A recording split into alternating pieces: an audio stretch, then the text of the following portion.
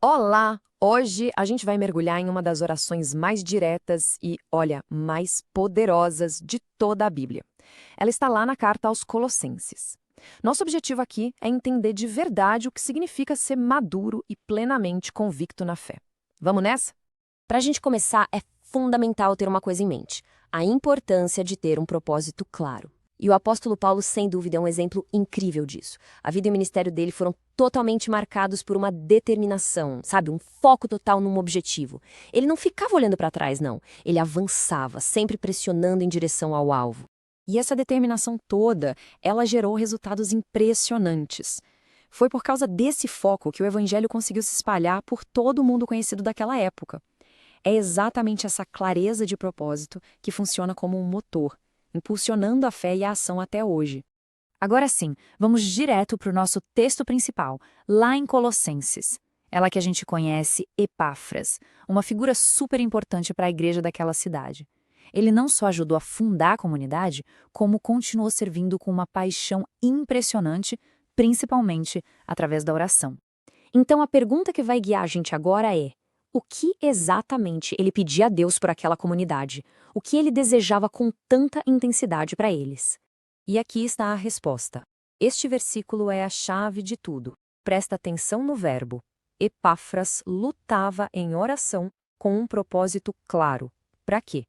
Para que os crentes se conservassem, ou seja, permanecessem firmes, se tornassem maduros e estivessem plenamente convictos de toda a vontade de Deus. Cada palavrinha aqui tem um peso enorme. Certo.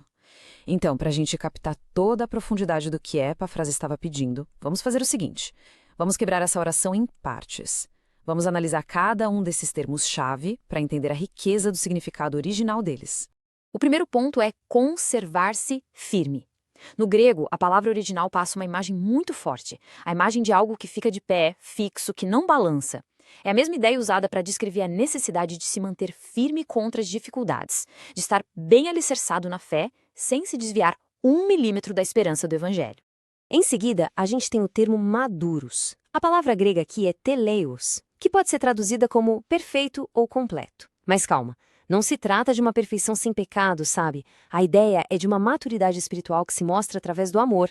E o mais interessante é que isso é uma jornada, não um destino final. O próprio Paulo disse que ele mesmo ainda não tinha chegado lá, mas que continuava avançando nessa direção. O terceiro elemento é plenamente convicto. No grego, é uma única palavra, mas com uma força enorme. Ela sugere algo que foi preenchido até a borda, que foi levado à sua totalidade. Não é uma convicção superficial, não. É uma certeza profunda, totalmente desenvolvida. Para a gente entender isso na prática, é só pensar em Abraão. Mesmo diante de uma promessa que humanamente parecia impossível, a Bíblia diz que ele estava plenamente convicto de que Deus era poderoso para cumprir o que tinha dito. É exatamente essa fé robusta, inabalável, que a oração de Epáfras pedia. E, finalmente, para fechar esse ciclo, a oração termina com a frase "em toda a vontade de Deus". E a palavra-chave aqui é toda. A oração não era para conhecer só um pedacinho da vontade de Deus. Era para buscar uma compreensão completa, abrangente, para literalmente transbordar desse conhecimento e viver uma vida que agrada a Deus. Ok, a gente viu cada pecinha desse quebra-cabeça. Mas e quando a gente junta tudo? Como esses conceitos se unem para formar um modelo prático para a nossa vida espiritual? É isso que a gente vai ver agora. Juntando tudo, a oração de Epáfras nos dá 4 pilares para uma fé que aguenta o tranco. Primeiro, conservar-se firme diante dos desafios. Segundo, buscar ativamente a maturidade espiritual. Terceiro, desenvolver uma convicção plena, sem dúvidas. E por fim, mergulhar de cabeça no conhecimento de toda a vontade de Deus. E tudo isso nos leva a uma pergunta bem prática, né? Tá, muito legal, mas e daí? Como é que esse modelo de maturidade e convicção nos prepara para as dificuldades reais que todo mundo enfrenta? O apóstolo Paulo, por exemplo, foi avisado lá em Atos que ele teria que sofrer muito pelo seu propósito. A resposta é que essa firmeza, essa maturidade e essa convicção não são só conceitos teológicos bonitos. Elas são a fonte da força espiritual que a gente precisa para perseverar. Do mesmo jeito que Paulo suportou perseguições e sofrimentos por causa do propósito dele, é essa profundidade de fé que nos sustenta no meio das nossas próprias lutas. Bom, e agora, para a gente encerrar nossa conversa, vamos trazer tudo isso para o campo pessoal.